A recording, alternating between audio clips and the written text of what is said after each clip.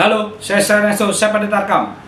Sud ASEAN. Kembali di Sud ASEAN di channel YouTube saya Ernesto, dan kali ini saya akan membahas Liga Malaysia, perkembangan Liga Malaysia sampai pekan ke-7 di tengah pekan minggu kedua April 2023, tanggal 4 dan 5 April ada beberapa pertandingan di Liga Malaysia, dan yang pasti saya akan membahas. Kenapa saya membahas Liga Malaysia dan spesifik membahas JDT yang sebenarnya sudah banyak dibahas orang, tapi saya coba akan membandingkan dengan beberapa orang yang penyebutannya lebay di media sosial.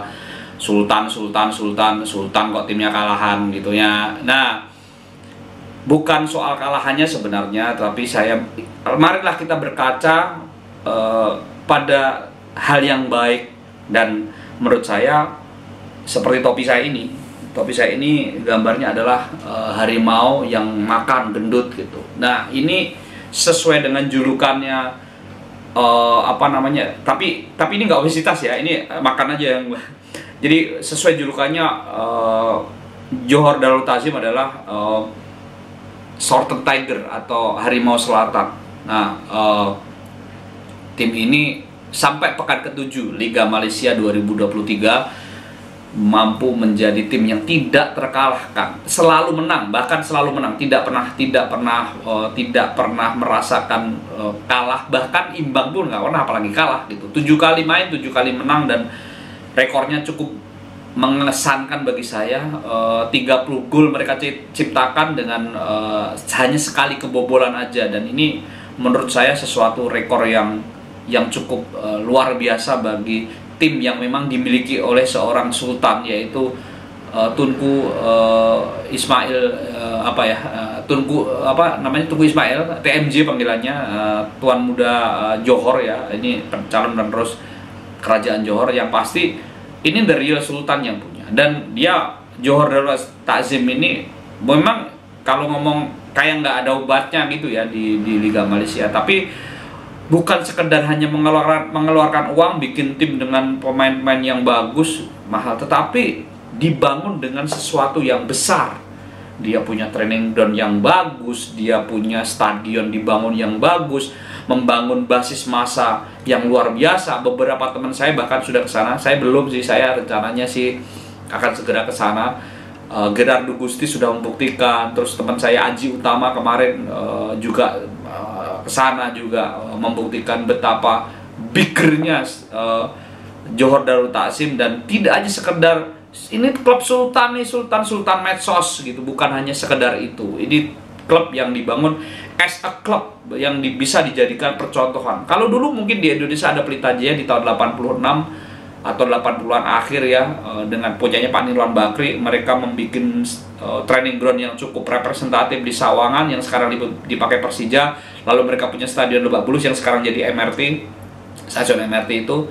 Dia punya training ground, punya stadion sewa bangun gitu, dan itu skup di era itu tahun 80-an sudah melakukan hal seperti itu. Dan sekarang Johor Darul Ta'zim juga melakukan hal seperti itu. Kita masih ingat tahun 2014 kalau nggak salah, kalau nggak 12 atau 15, Pelita Bandung Raya itu pernah uji coba ke sana. Waktu itu masih ada BP, ada Gaston Castanyo waktu itu uji coba dengan Johor Darul Ta'zim. Dan Johor Darul Ta'zim waktu itu pemainnya kalau tidak salah Juan Pablo Aimar, dia datangin Juan Pablo Aimar waktu itu. Dan mereka uji coba waktu itu, mereka memulai membangun di era-era itulah, tapi progresnya sangat luar biasa. Dan mereka sudah banyak menampung pemain-pemain dunia, pemain-pemain bagus, bahkan beberapa klub dunia pun berlatih di training ground mereka. Dan ini menurut saya sebuah hal yang fenomenal. Saya nggak akan membahas pencapaian saat ini karena ini masih baru 7 pekan buat Johor Darul Ta'zim.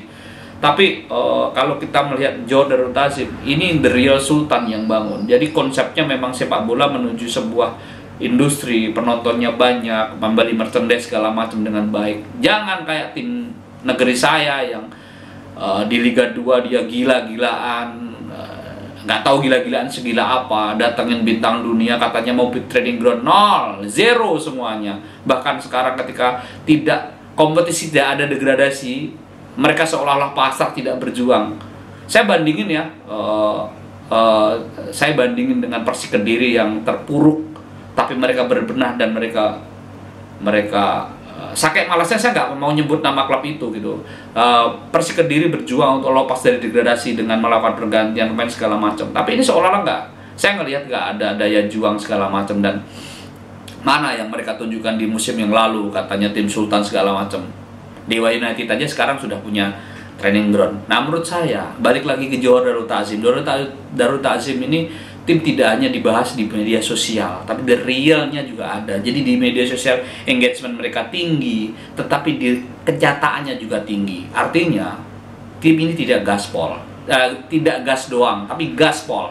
Jadi menurut saya Johor Darul Ta'zim adalah role model yang paling bagus sekarang. Kalaupun tidak punya duit sebanyak Sultan Johor ini, ya kita membangun dengan yang lebih skup lebih kecil. Minimal klub sepak bola itu punya training ground. Kalau stadion bisa sewa di mana aja sebenarnya, tapi punya training ground, membangun akademi dengan baik, grassroots dengan baik, menyekolahkan pemain-pemain ke luar negeri, pelatih ke luar negeri, itu yang dilakukan. Dan itu adalah tujuan menuju industri. Dan terbukti 2015 mereka menjuarai Piala AFC.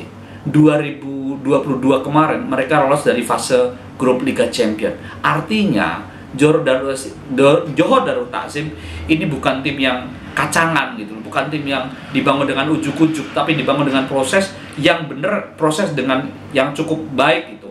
Saya melihat itu, saya kenapa ya? Kok saya bangga ya dengan catatan-catatan seperti itu. Jadi bukan hanya sekedar lu gebiar di media sosial bla bla bla, tapi ternyata kamu nggak bisa ngapa-ngapain gitu. Nah, ini menurut saya catatan yang sangat luar biasa sekali.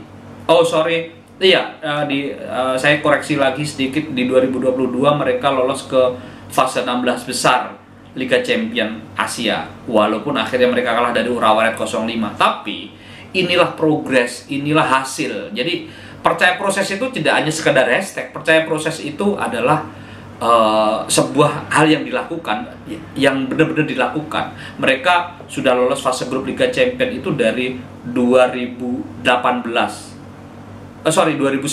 Mereka sudah lolos fase Liga Champion. 2018 mereka bahkan ketemu Persija, mereka sempat kalah 0-4. Tapi sekarang saya punya optimisme di 2023-2024 ini di Liga Champion Asia, Johor Darul Ta'zim ini akan bagus, akan lebih moncar lagi. Walaupun saya adalah pendukung, dulu saya pendukung Velda United gitu, sekarang mungkin saya pendukung Sabah FA, tapi saya salut dengan Johor Darul Ta'zim. Dan inilah contoh yang baik. Pelajaran yang perlu kita ambil adalah bahwa klub ini besar.